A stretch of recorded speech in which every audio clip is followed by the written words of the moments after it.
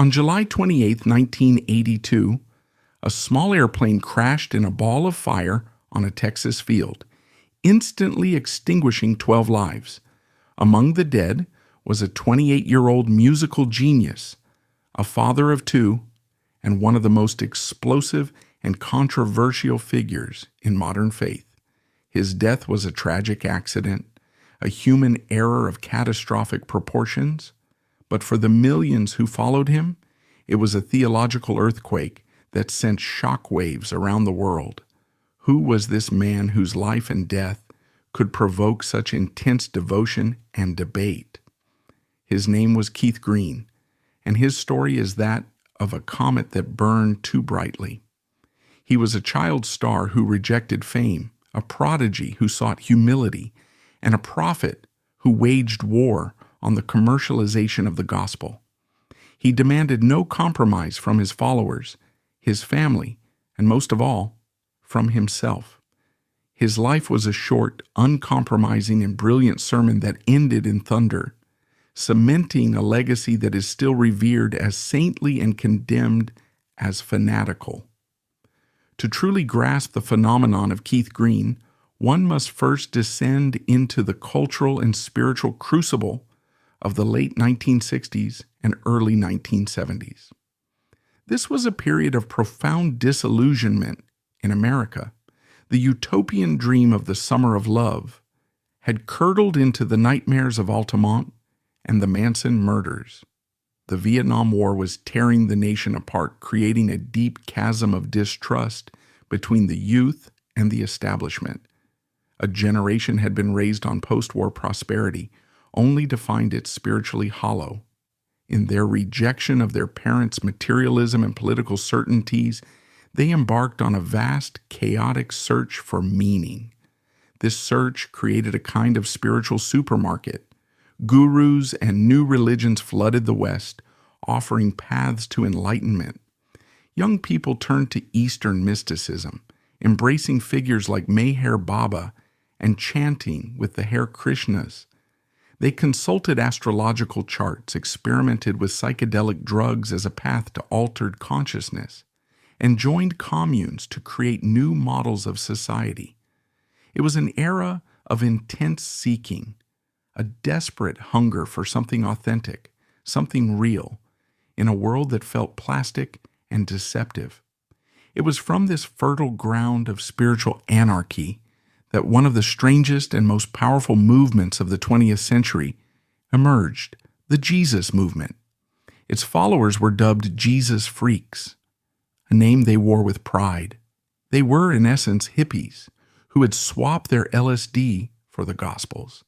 They kept the long hair, the patched jeans, and the anti-authoritarian posture, but they channeled their passion into a fervent, literalist, and deeply personal form of Christianity. It was a grassroots revival that was completely at odds with the staid, formal church services of mainstream America. It was raw, emotional, and revolutionary. This movement wasn't just looking for a new philosophy. It was looking for a savior. And into this world, a world crying out for a prophet with a piano, stepped Keith Green. But first, he had to journey through the very heart of the secular world he would later so vehemently reject. Keith Gordon Green, born in Brooklyn, New York in 1953, was a musical wunderkind in the most literal sense. His talent was not just promising, it was startling. He began playing a ukulele at age 3, guitar at 5, and was a proficient pianist by 7. By 8, he was composing his own songs, and by 10, he was performing them with the confidence of a seasoned professional. His gift was so undeniable that in 1965, at the age of just 11, he became the youngest person ever to be signed to the prestigious Decca Records. Decca saw him as a future superstar, a teen idol in the making, who could capture the hearts of young America. They launched a major publicity campaign, and his first single, The Way I Used to Be, garnered national attention. He was featured in Time magazine and made appearances on major television programs, including the Jack Benny program and the Steve Allen Show. He was a child star on the cusp of greatness. Yet for reasons that are hard to pinpoint, the massive chart-topping breakthrough never came. The hits remained elusive. For most aspiring musicians, this would be a crushing disappointment. For young Keith Green, it was something more. It was a profound psychological lesson. He experienced the allure of the music industry, the praise, the promises, the packaging of his identity, and found it profoundly empty. This early brush with fame and its subsequent failure planted in him a deep-seated suspicion of commercialism, a seed of rebellion that would later blossom into a full-blown revolution. As he moved through his teenage years, Green became a perfect embodiment of his generation's spiritual quest. He ran away from home, grew his hair, and plunged headfirst into the counterculture. He began a period of intense searching, devouring everything from astrology and Eastern mysticism to Christian Science. He also began a parallel journey into heavy drug use, experimenting with marijuana, psychedelics, and heroin. His music from this period reflects this turmoil. It is the work of a man crying out for answers, a soul lost in a wilderness of ideas. It was during this nomadic, chaotic time that he met another young, searching songwriter named Melody Steiner. They recognized in each other a kindred spirit, an artistic intensity, and a shared hunger for ultimate truth. They became inseparable, partners in love and in their quest for spiritual meaning. After years of searching, their journey led them to a dead end. They had explored countless philosophies and found none that could fill the void within them. Then, in 1975, a friend persuaded the skeptical couple to attend a small Bible study group in a quiet home in the San Fernando Valley. It was there, away from the gurus and the glamour, that Keith Green's life was irrevocably altered. He encountered a vision of Christianity that was nothing like the staid religion he had rejected. This was a faith that was radical, demanding, and alive. For Keith, a man who did nothing by halves, the experience was not a gentle awakening. It was a detonation. His years of searching had led him here. In a moment of total surrender, Keith Green, the former pop prodigy and psychedelic seeker, became a fervent, all-in follower of Jesus Christ. The transformation was absolute. The musical genius that had been searching for a voice now had a message, and it poured out of him with astonishing force.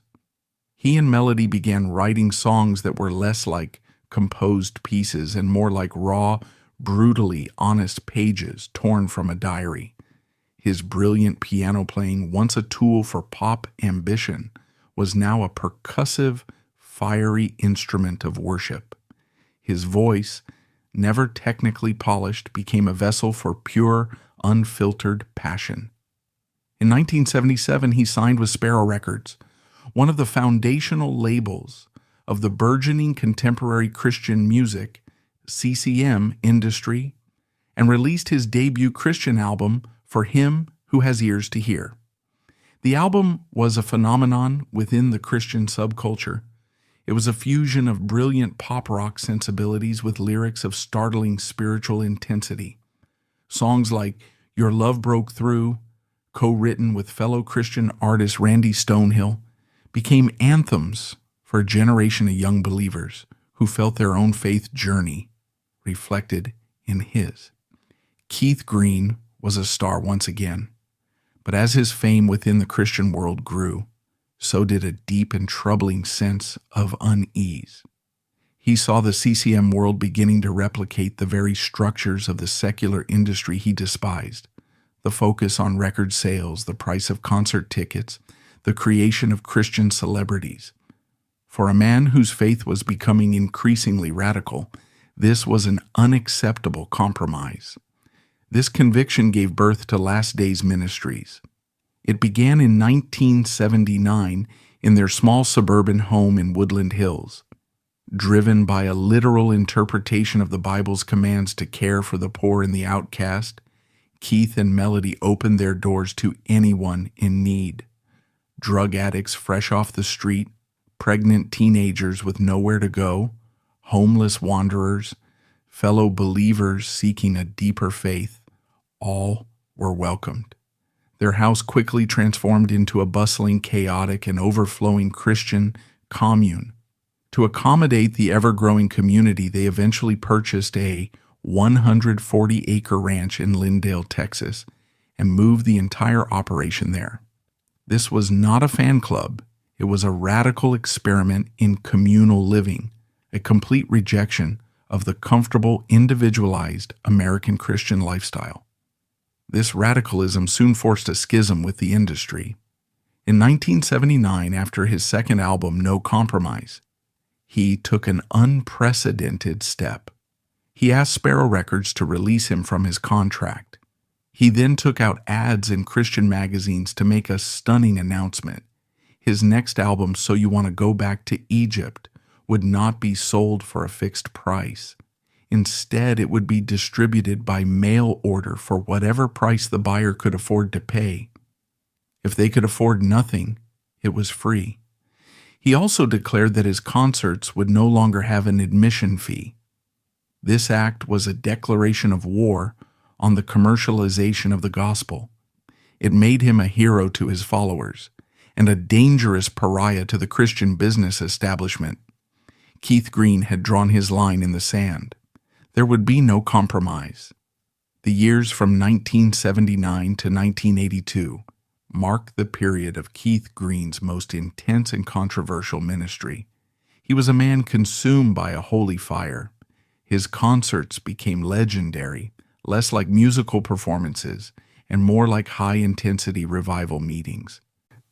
He would command the stage from his piano, a whirlwind of motion and sound, his hands pounding the keys with percussive fury, his raw voice crying out lyrics of repentance and worship.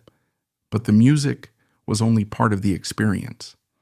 Between songs, he would deliver impromptu sermons that were often passionate, lengthy, and searingly confrontational.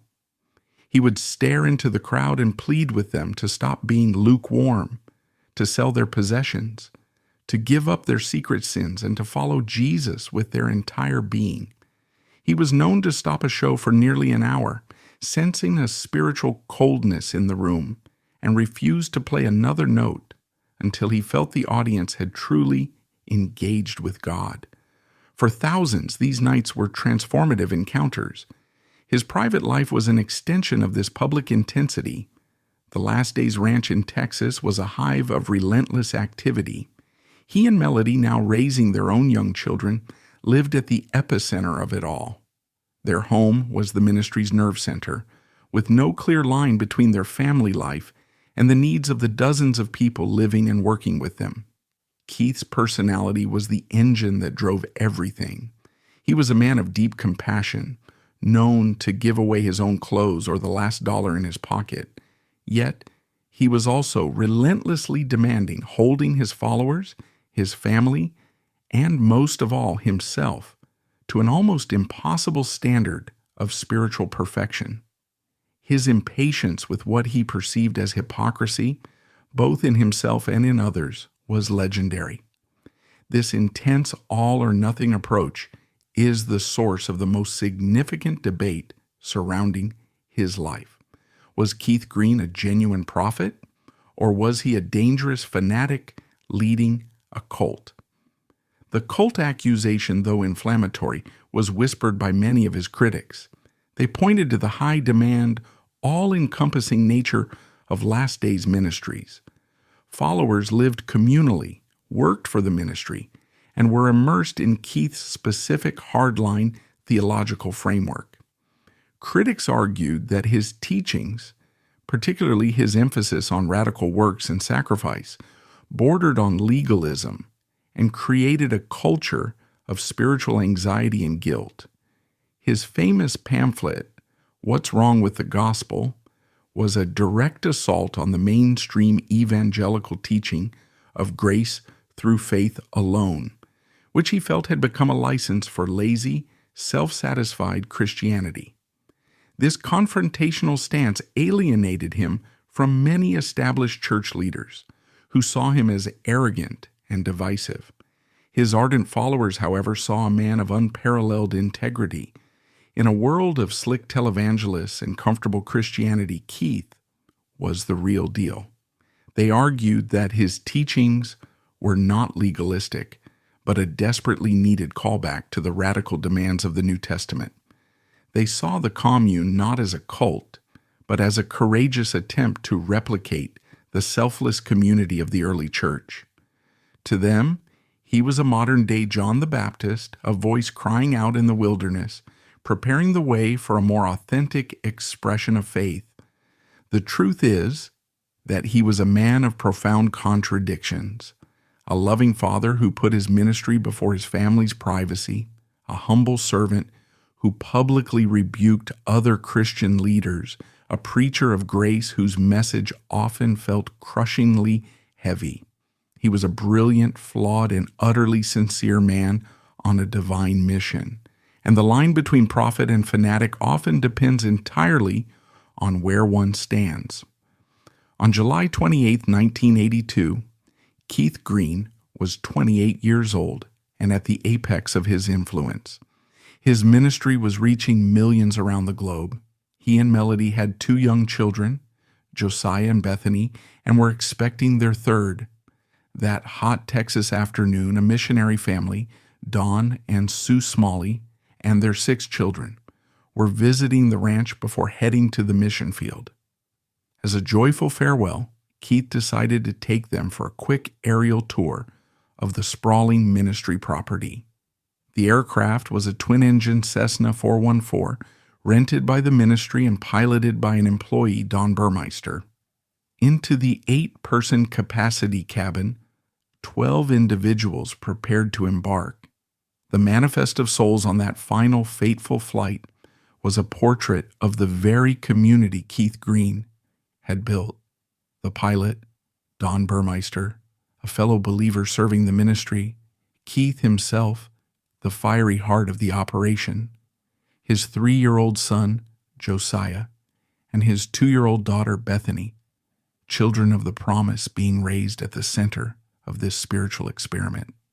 And with them, the entire visiting Smalley family, Don, Sue, and their 6 children, guests of honor being given a celebratory farewell before they departed for their own mission field, their lives a mirror of the same sacrificial calling that animated Last Days Ministries.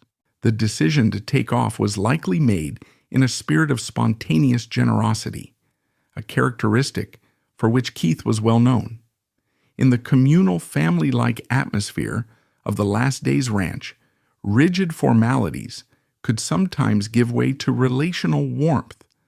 A quick aerial tour of the sprawling property was a magnificent way to share the vision, to give the Smalleys a literal bird's-eye view of the work they were all a part of. It was an act of fellowship, a gesture of celebration. Yet within this benevolent impulse lay the seeds of a catastrophic miscalculation. The aircraft was not just slightly over its limit, it was critically and dangerously overloaded. From the moment it left the ground, the aircraft was in a state of aerodynamic crisis. The pilot, battling the controls, would have been trying to force the nose up to gain altitude, but the overloaded wings, moving too slowly to generate sufficient lift, were on the verge of an aerodynamic stall. The aircraft, no longer flying, effectively falls from the sky. This is precisely what happened. At an altitude of no more than a few hundred feet, the Cessna reached its point of no return. It stalled, its nose dropped, and it plummeted toward the earth in an unrecoverable dive. It crashed into a wooded area of oak trees just beyond the end of the ministry's property, and upon impact, the fuel tanks ruptured, engulfing the wreckage in a violent explosion. The entire event, from takeoff to the final horrifying silence, transpired in a matter of seconds. In that brief, fiery moment, 12 lives were extinguished. There were no survivors. The news of the crash was not merely a tragic report, it was a theological and emotional earthquake that sent a devastating shockwave through the global Christian community. For those on the Last Days ranch, the sound of the explosion, followed by the sight of black smoke billowing above the trees, was the beginning of an unimaginable nightmare. The festive, celebratory atmosphere of moments before was shattered and replaced by a primal scream of horror and grief. Melody Green, 5 months pregnant with their 4th child, was now a widow. In a single instant, she had lost her husband, her partner in faith and life, and 2 of her beloved children, Josiah and Bethany. She was left to raise their one surviving child, 2-year-old Rebecca, who had stayed behind, and the unborn infant who would now never know its father or 2 of its siblings. The scale of the loss was almost incomprehensible, a sorrow of biblical proportions that left an entire community reeling in disbelief and anguish. In the immediate aftermath, as the grim reality set in, a storm of agonizing questions began to form. The how was the first and most immediate. The National Transportation Safety Board, NTSB, would conduct its meticulous investigation, and its official report would later confirm the heartbreakingly simple and mundane truth. The crash was directly caused by the pilot's poor judgment in attempting to operate the aircraft when it was dangerously overloaded and its weight was loaded too far aft. There was no mysterious mechanical failure, no sudden act of God in the form of a lightning strike or wind shear. The cause was tragically, avoidably human. It was a mistake born of good intentions, perhaps, but a fatal one nonetheless. This conclusion was in its own way the most difficult to process. There was no complex evil to blame, no grand spiritual battle in the skies. It was a tragedy rooted in a miscalculation of weight and a misunderstanding of physical limits. Beyond the practical how, however, loomed the much larger, more painful, and ultimately unanswerable theological why. For Keith Green's hundreds of thousands of followers, his life was a testament to God's power and purpose. He was their prophet, their John the Baptist, a man who seemed to walk in a sphere of divine urgency. Why would God allow his most passionate, uncompromising servant to be taken so suddenly, so violently, and in the company of innocent children? Why, at the very apex of his influence, with his ministry reaching millions, would God permit such a silence? These were not questions of doubt for many, but questions of deep, soul-wrenching lament. A community built on the certainty of God's direct intervention in human affairs was now confronted with a silence from heaven that was deafening. There were no easy answers. Believers were forced to grapple with the profound and difficult mysteries of God's sovereignty, the reality of human fallibility, and the painful recognition that living a life of radical faith does not mean living a life insulated from tragedy. Yet Keith Green's death did not extinguish his influence.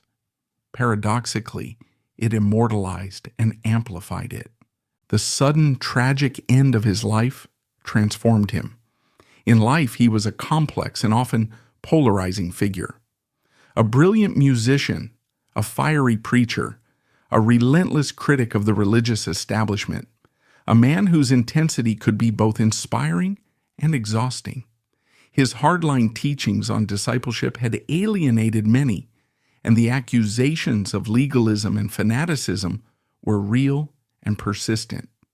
But in death, these complexities began to fade. The controversy was overshadowed by the martyrdom. He was no longer the difficult confrontational prophet. He became the fallen hero, a martyr for the cause of no compromise. His death at the age of 28 froze him in time, forever young, forever passionate, forever on fire for his cause. He would never have the chance to grow old, to soften his message, or to face the inevitable compromises of a long life in ministry. He became a legend, a benchmark of radical, all-in faith against which future generations of young, passionate Christians would measure their own commitment. This immortalization was most powerfully realized through his music. The songs he left behind, already imbued with a raw spiritual power, now took on the weight of a final testament. When churches sang, "O Lord, You're Beautiful," it was no longer just a song of worship. It was the cry of a man who now saw his Lord face to face. When congregations raised their voices with "There is a Redeemer," a song written by his wife Melody, it became an anthem of hope, sung in the shadow of an immense loss.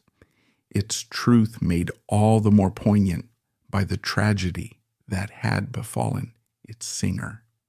The lyrics seemed to transcend the recordings, becoming prophecies fulfilled and declarations sealed by a life given completely to their message. Posthumous albums, carefully compiled from unreleased recordings and demos, were released to an eager audience, keeping his voice and his message alive. These records were not merely commercial products. They were seen as sacred relics, final dispatches from a man whose mission was cut short. Keith Green, the man, was gone. But Keith Green, the icon, the martyr, the enduring symbol of uncompromising faith, had just been born from the ashes of a Texas field. In the end, Keith Green remains a figure of beautiful and unsettling contradiction. He was a prodigy who sought humility, a rock star who embraced poverty, a man of deep love whose message often felt severe. The fire that burned in him was too bright to last. Perhaps it was inevitable that a life lived with such a disregard for earthly limits would end in a way that so tragically demonstrated them.